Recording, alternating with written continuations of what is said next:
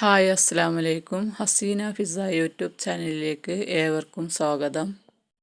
ഇന്നത്തെ വീഡിയോ ചെറിയ തോതിൽ കൃഷി ചെയ്യുന്നവരാണെങ്കിൽ പോലും എല്ലാ തരത്തിലുള്ള ചെടികൾക്കും ഏറ്റവും അത്യാവശ്യമുള്ള ഒരു വളമാണ് തയ്യാറാക്കുന്നത്. അതിന് ചാണകപ്പൊടിയൊന്നും ചേർക്കാതെ അതിലും ഗുണമേന്മ ഏറിയ രീതിയിൽ കമ്പോസ്റ്റ് തയ്യാറാക്കുന്നത് എങ്ങനെയെന്ന് നമുക്ക് നോക്കാം. ഈ വളം തയ്യാറാക്കാൻ നമുക്ക് 1 രൂപ പോലും ചിലവില്ല. വീട്ടിൽ വെറുതെ കളയുന്ന സാധനങ്ങൾ വെച്ച് തന്നെയാണ് ഈ വളം തയ്യാറാക്കിയെടുക്കുന്നത്. അപ്പോൾ ഞാൻ അതുപോലെ തയ്യാറാക്കി വെച്ച വളമാണിത് കേട്ടോ. ഇതെല്ലാം റെഡി ആയതാണ്. കണ്ടില്ലേ, ഇതിൻ്റെ ഒരു കളറ് നല്ല ഇളക്കമുള്ള കമ്പോസ്റ്റാണ്. നല്ല പുട്ടുപൊടി പോലെ സോഫ്റ്റായിട്ട് ഇത് കണ്ടോ, ഇതിൽ ചെടി നട്ടാൽ നല്ല ഉഷാറായിട്ട് നല്ല തഴച്ച് വളരും. കണ്ടില്ലേ? അപ്പോൾ ഇതെങ്ങനെ തയ്യാറാക്കുന്നതെന്ന് നമുക്ക് കാണിക്കാം കേട്ടോ.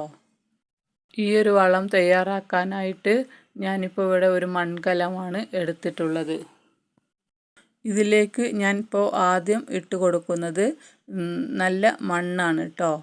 ഇതുപോലെ കുറച്ച് മണ്ണ് കുറച്ചിട്ടാൽ മതി, അടിയിൽ ഇട്ട് കൊടുക്കുന്നുണ്ട്.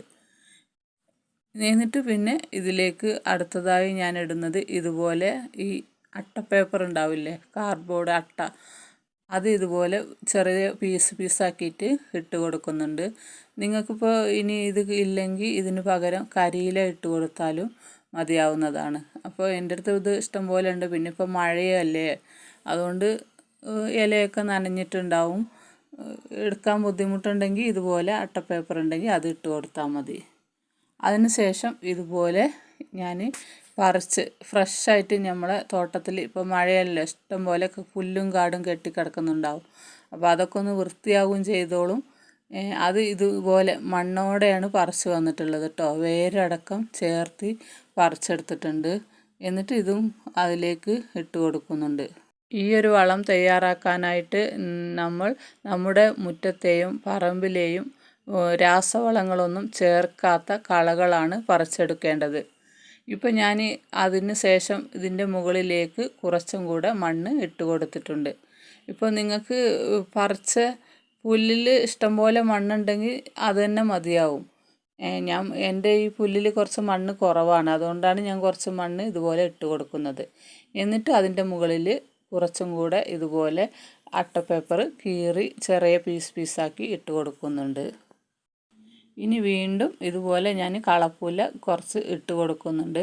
ഇതിൻ്റെ കൂടെ നിങ്ങൾക്ക് വേണമെങ്കിൽ ശീമക്കൊന്നൻ്റെ ഇല കിട്ടാനുണ്ടെങ്കിൽ അതും ഇട്ട് കൊടുക്കുന്നത് വളരെ നല്ലതാണ്. കാരണം ശീമക്കൊന്നൻ്റെ ഇലയിൽ ധാരാളം നൈട്രജൻ കണ്ടൻറ്റ് അടങ്ങിയിരിക്കുന്നു. ശീമക്കൊന്നയുടെ ഇലയിൽ ധാരാളം നൈട്രജൻ കണ്ടൻറ്റ് അടങ്ങിയിട്ടുള്ളത് കൊണ്ട് തന്നെ ഇത് ഒരു വളം മാത്രമല്ല, കീടനാശിനിയും കൂടെ ആയിട്ട് നമുക്ക് ചെടികൾക്ക് ഉപയോഗപ്പെടുത്താൻ പറ്റും. ഇപ്പോൾ ഞാൻ കളപ്പുല്ല് ഇട്ട് അതിൻ്റെ മുകളിൽ വീണ്ടും കുറച്ചും കൂടെ അട്ട ഇതുപോലെ ചെറിയ പീസുകളാക്കിയിട്ട് അതിൻ്റെ മുകളിൽ കുറച്ചുകൂടെ ഇതുപോലെ മണ്ണ് ഇട്ട് കൊടുക്കുന്നുണ്ട്. പിന്നെ ഇത് തയ്യാറാക്കാൻ നമ്മൾ പുല്ല് പറിക്കുമ്പോൾ ഫ്രഷായിട്ട് തന്നെ പറിച്ച് റെഡിയാക്കി എടുക്കണം. വാടി പോയത് ഉണങ്ങിയതൊന്നും എടുക്കണ്ട. ഈ ഒരു മെത്തേഡിലൂടെ നമുക്ക് നൈട്രജൻ അടങ്ങിയ ഉഗ്രൻ വളം കിട്ടുകയും ചെയ്യും. നമ്മുടെ വീടും പരിസരവും വൃത്തിയാവുകയും ചെയ്യും. ഇനിയിപ്പോൾ ഞാനിതിലേക്ക് ഒഴിക്കാൻ എടുത്തിരിക്കുന്നത് പുളിപ്പിച്ച് വെച്ച കഞ്ഞിവെള്ളമാണ്. കഞ്ഞിവെള്ളം ഞാൻ ഇതുപോലെ ബോട്ടിൽ ഒഴിച്ച് വെക്കാറാണ് പതിവ്. ചെടിയുടെ ആ വളത്തിൻ്റെ ആവശ്യത്തിന് വേണ്ടി ഇതുപോലെ എടുത്തു വെക്കും. അപ്പോൾ ഞാനത് മിക്സ് ചെയ്തിട്ട് ഇവിടെ കുറച്ച് മഴയും തണുപ്പൊക്കെ ആയതുകൊണ്ട് കഞ്ഞിവെള്ളം കുറച്ച് കട്ടിയായിട്ടുണ്ട്. അതൊന്നും കുഴപ്പമില്ല. അപ്പോൾ നമുക്ക് ഇതിൻ്റെ മുകളിലേക്ക് ഇത് ഒഴിച്ചു കൊടുക്കാം. ഇത് വേറൊന്നിനുമല്ല, നമുക്കിത് പെട്ടെന്ന് കമ്പോസ്റ്റായി കിട്ടാൻ വേണ്ടിയിട്ടാണ് ഇതുപോലെ ഒഴിച്ചു കൊടുക്കുന്നത്. നിങ്ങൾക്ക് ഇതിന് പകരം വേണമെങ്കിൽ പുളിച്ച തൈരോ ഇല്ലെങ്കിൽ തേങ്ങാവെള്ളം അതുപോലുള്ളതൊക്കെ ഒഴിച്ചു കൊടുക്കാം. അതുമല്ലെങ്കിൽ ശർക്കരപ്പാനി, നിങ്ങളെ കയ്യിൽ ഫ്രീ ആയിട്ടുള്ളത് ഇതുപോലെ വേസ്റ്റായി കിടക്കുന്നതൊക്കെ ഉണ്ടെങ്കിൽ അത് ഇതിൻ്റെ മുകളിൽ ഇതുപോലെ ഒഴിച്ചു കൊടുത്താൽ മതിയാവും. അതിന് ശേഷം ഇതിനെ ഒന്ന് ഇതുപോലെ ചെറുതായിട്ടൊന്ന് മൂടി വെക്കാം. ഒരുപാട് ടൈറ്റായിട്ടൊന്നും മൂടണ്ട. ഇതുപോലെ എന്തെങ്കിലും എടുത്ത് അതിൻ്റെ മുകളിൽ വെച്ചിട്ട് ഒരു വെയിറ്റ് വെച്ച് കൊടുത്താൽ മതി. അത് താഴെ വീഴാതിരിക്കാൻ വേണ്ടിയിട്ടാണ് ഇതുപോലെ വെക്കുന്നത്. ഒരുപാട് ടൈറ്റല്ലാതെ ഇതുപോലെ സിമ്പിളായി മൂടി വെക്കുകയാണെങ്കിൽ കൂടുതൽ ബാക്ടീരിയ ഉണ്ടാവാൻ സഹായിക്കും. അത് ഈ വളത്തിന് കൂടുതൽ ഗുണമേന്മ കിട്ടാൻ സഹായിക്കും.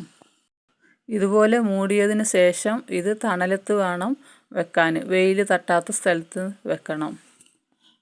അത് പിന്നെ ഇതുപോലെ വെച്ചാൽ ഒരു 2 മാസമൊക്കെ ആകുമ്പോൾ നമുക്കിത് നല്ലൊരു കമ്പോസ്റ്റായി മാറിക്കിട്ടും. ഇപ്പോൾ ഞാൻ നേരത്തെ കാണിച്ചില്ലേ, ഇപ്പോൾ ഞാൻ അതുപോലെ ചെയ്തു വെച്ച വളം ആണിത് കേട്ടോ. ഇതിപ്പോൾ എന്താ പറയുക, എനിക്കിവിടെ ഇഷ്ടം പോലെ വളമൊക്കെ ഉള്ളതുകൊണ്ട്, കമ്പോസ്റ്റ് ഉള്ളതുകൊണ്ട് ഞാൻ കുറച്ച് എടുക്കാൻ ലേറ്റായി, ഒരു 6 മാസമൊക്കെ ആയി. അതുകൊണ്ടാണ് ഈ രൂപത്തിൽ പൊടിഞ്ഞ് നല്ല പുട്ടുപൊടിയുടെ രൂപത്തിലായി മാറിയിട്ടുണ്ട്. നിങ്ങൾക്കിപ്പോൾ പെട്ടെന്ന് എടുക്കണമെങ്കിൽ ഒരു 2 മാസമൊക്കെ ആകുമ്പോൾ തന്നെ എടുക്കാം. അത് ഇത്രത്തോളം ആയില്ലെങ്കിലും നമുക്കത് 2 മാസമൊക്കെ ആകുമ്പോൾ എടുത്ത് ചെടികൾക്ക് ഇട്ട് കൊടുക്കാം.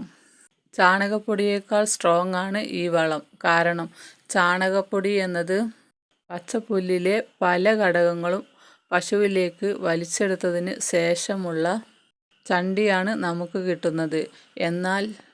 എന്നാൽ ഇങ്ങനെ തയ്യാറാക്കുമ്പോൾ പച്ചപ്പുല്ലിലെ എല്ലാ ഗുണങ്ങളും ഈ വളത്തിലൂടെ കിട്ടുകയും ഇത് ചെടികൾക്ക് ഇട്ട് കൊടുക്കുന്നത് മൂലം ചെടികൾ തഴച്ച് വളരുകയും ചെയ്യും. ഇവിടെ നമ്മൾ ചാണകപ്പൊടിക്ക് പകരമാണ് പച്ചപ്പുല്ല് എടുത്തിരിക്കുന്നത്. ചാണകപ്പൊടി എല്ലാവർക്കും കിട്ടാൻ ബുദ്ധിമുട്ടാണ്. എന്നാൽ ചാണകപ്പൊടിയേക്കാൾ ഗുണമേന്മയേറിയത് പച്ചപ്പുല്ല് തന്നെയാണ്. കാരണം പശു പുല്ല് തിന്ന് അതിനെ പ്രോസസ്സ് ചെയ്ത് കിട്ടുന്നതാണ് ചാണകപ്പൊടി. അതായത് പുല്ലിനെ പ്രോസസ്സ് ചെയ്തിട്ട് ചാണകമാക്കി മാറ്റുന്നത്. അതിന് പകരമായിട്ട് പുല്ലിനെ തന്നെ നേരിട്ട് നമുക്ക് ഈ വളം തയ്യാറാക്കിയെടുക്കാനായിട്ട് ഉപയോഗിക്കാവുന്നതാണ്.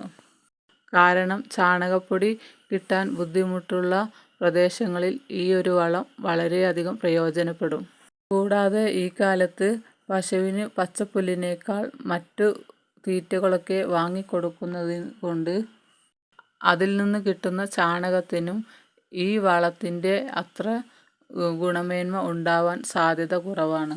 ഇതുപോലുള്ള വളങ്ങളൊക്കെ ഉപയോഗിക്കുന്നത് മൂലം ചെടിയുടെ വളർച്ചയെ സഹായിക്കുകയും നല്ല വിളവ് കിട്ടുകയും ചെയ്യും. ഇതിലൂടെ രാസവളങ്ങളുടെ ഉപയോഗം കുറയ്ക്കാനും സഹായിക്കും. ഈ ഒരു വളം പൂച്ചെടികൾക്കും പച്ചക്കറി ചെടികൾക്കും ഫലവൃക്ഷങ്ങൾക്കും എല്ലാം ഒരുപോലെ ഉപയോഗിക്കാവുന്നതാണ്. കാരണം ഏത് ചെടികൾക്കും അത്യാവശ്യമുള്ള പ്രാഥമിക മൂലകങ്ങളാണ് ഫോസ്ഫറസ്, പൊട്ടാസ്യം, അതുപോലെ നൈട്രജനും. അതുപോലെ തുടക്കം മുതൽ തന്നെ ചെടികൾക്ക് ആവശ്യമുള്ളത് നൈട്രജൻ തന്നെയാണ്. ഈ ഒരു വളം നൈട്രജൻ്റെ കലവറയാണ്. അതുകൊണ്ട് നമുക്ക് ഏത് പ്രായത്തിൽപ്പെട്ട ചെടികൾക്കും ഇത് ഇട്ട് കൊടുക്കാവുന്നതാണ്. ചില പച്ചക്കറി തൈകളൊക്കെ വെച്ച് 2 ആഴ്ച കഴിയുമ്പോൾ നമുക്ക് നോക്കുമ്പോൾ മനസ്സിലാവും ചെടികളുടെ ഇലകളൊക്കെ മഞ്ഞളിച്ച് അതുപോലെ ഇലകൾക്ക് കുരുടിപ്പ് തോന്നുന്നതൊക്കെ. ഇതിന് കാരണം ചെടികളിലുണ്ടാവുന്ന നൈട്രജൻ്റെ അഭാവം മൂലമാണ്. അതിനൊക്കെ ഏറ്റവും നല്ല വളമാണിത്. കൂടാതെ ഈ വളം തയ്യാറാക്കാനായിട്ട് പുല്ലിൻ്റെ വേരടക്കം എടുത്തത് കൊണ്ട് തന്നെ ചെടികൾക്ക് ആവശ്യമായ സൂക്ഷ്മ മൂലകങ്ങൾ കിട്ടുകയും ചെയ്യും. കൂടാതെ ഈ വളം മണ്ണിൻ്റെ ഫലപുഷ്ടി വർദ്ധിപ്പിക്കുന്നതിനും മണ്ണിലെ ജീവാണുക്കളുടെ പ്രവർത്തനം മെച്ചപ്പെടുത്തുന്നതിനും ഉപയോഗിക്കുന്ന ഒരു ജൈവ വളമാണിത്. ഈ ഒരു വളം തയ്യാറാക്കി ഒരു 10 ദിവസം കൂടുമ്പോൾ ചെടികൾക്ക് ഇട്ട് കൊടുക്കുന്നത് വളരെ നല്ലതാണ്.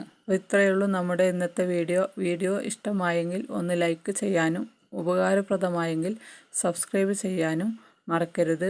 നാളെ വീണ്ടും മറ്റൊരു വീഡിയോയുമായി വരുന്നത് വരെ എല്ലാവർക്കും ബായ്. അസ്സലാമു അലൈക്കും.